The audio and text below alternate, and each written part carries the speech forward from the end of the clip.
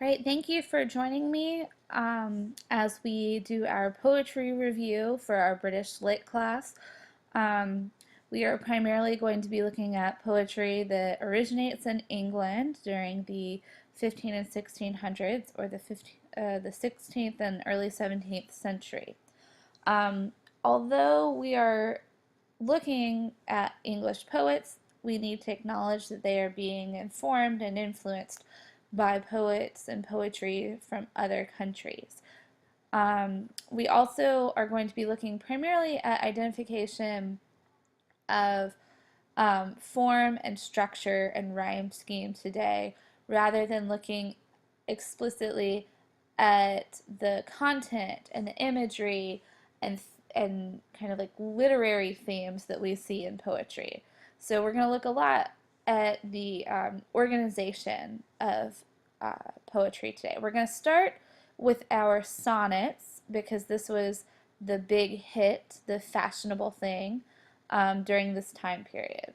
So our first sonnet is the Petrarchan in Italian sonnet. This is what I mean by being influenced by other countries. This first sonnet I have in our Google Doc that you guys have access to is Visions.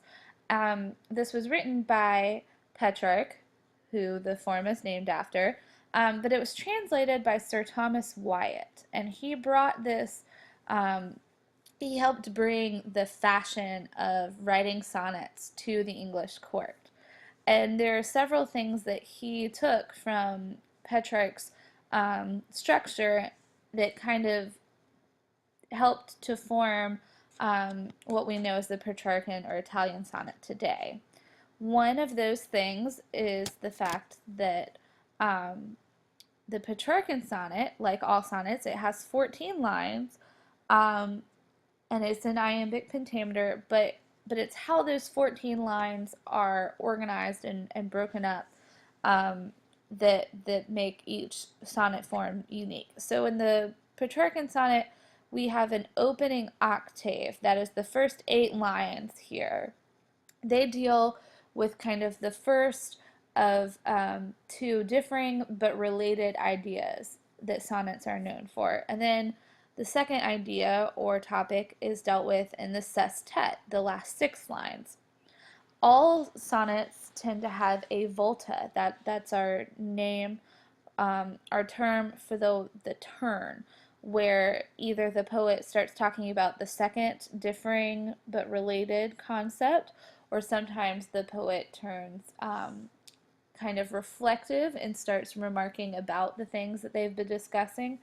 And the volta is one of those things that moves depending on what kind of sonnet it is. So in our Italian sonnet, the volta primarily hangs out here in line 9. So this is the first line of the sestet, and therefore the second kind of where the turn happens. One of the things we really want to look for in Italian sonnets, Petrarchan sonnets, is this rhyme scheme of the first 8 lines in the octave. Um, the it can be a little iffy sometimes with our when we're identifying our rhyme schemes, because we have to remember that words, some of our pronunciations have changed. So even if it looks like a slant rhyme to us, it might have been a more exact rhyme during our time period that we're looking at. So here we have the very close, or depending on how you take fashion and reason, forsaken and taken, an exact version of the opening octave rhyme scheme, where we have A's in green. So we have A, B, B, A, B, B, A. And some people might argue that fashion and reason are not a second set of B's, but are C's, so they're in a slightly different blue color here. The sestet in a Petrarchan and Italian sonnet, it can be arranged in a few different ways, the rhyme scheme, but it typically has 2 or 3 rhyming sounds. So here we have, we have our 3 rhyming sounds, ire, alt, and and. and they are arranged, at least here, in kind of a B, B, A, C, C kind of look. And we really should consider this more of um, a line, and then like we should look at these kind of as threes, grouped in miniature threes and triples rather than uh, an A followed by a rhyming couplet, because you don't really get rhyming couplets in your Petrarchan and Italian sonnets. It might look that way at first glance, but that's not really what it is. So now we're going to move on to our Shakespearean or English sonnet construction, and this is probably the most easily identifiable, probably the most fashionable. Shakespeare is a pretty cool dude, and a lot of people know about his writing, and he was very prolific. He wrote a lot. So we have a lot to go from. So here's our famous Shall I Compare Thee to a Summer's Day, Sonnet 18. And remember that not all sonnets have titles, so often they were numbered, or we refer to them by their first line. Now, Shakespeare, or the English sonnet, it follows a kind of different internal construction. Rather than having an octave and a sestet, the Shakespearean sonnet can be broken down into 3 quatrains. So we're going to separate those out right here. 3 quatrains and a rhyming couplet to end. So each quatrain is 4 lines, and our rhyme scheme here is A, B, A, B, C, D, C, D, E, F, E, F, G, G. And instead of the volta being in line 9, the volta is typically, well, we shouldn't say typically, because the volta in a Shakespearean sonnet can move around with a lot more freedom than it can in the Italian sonnet. So you're going to find the volta a lot of the time, but not necessarily all of the time, right here in the beginning of line 13. And your turn is going to happen here, where oftentimes it's the poet kind of doing that reflective thing, or kind of a summation, or just kind of a final thoughts. And that works very well in this rhyming couplet. So we're going to go on to our third sonnet construction, and that's the Spenserian sonnet, named after Edmund Spenser. And this is, again, we have our 14 lines with iambic pentameter. And we don't really have an octave here and a sestet, but we also don't really have clear quatrains. Some people do kind of group them into quatrains like this, but you'll notice with, again, a rhyming couplet at the end, but you'll notice our rhyme scheme kind of flows through a little bit more. So instead we have A, B, A, B, B, C, B, C, C, D, C, D, E, E. So it kind of links the quatrains together in a little bit more of a style than the Shakespearean / English sonnet.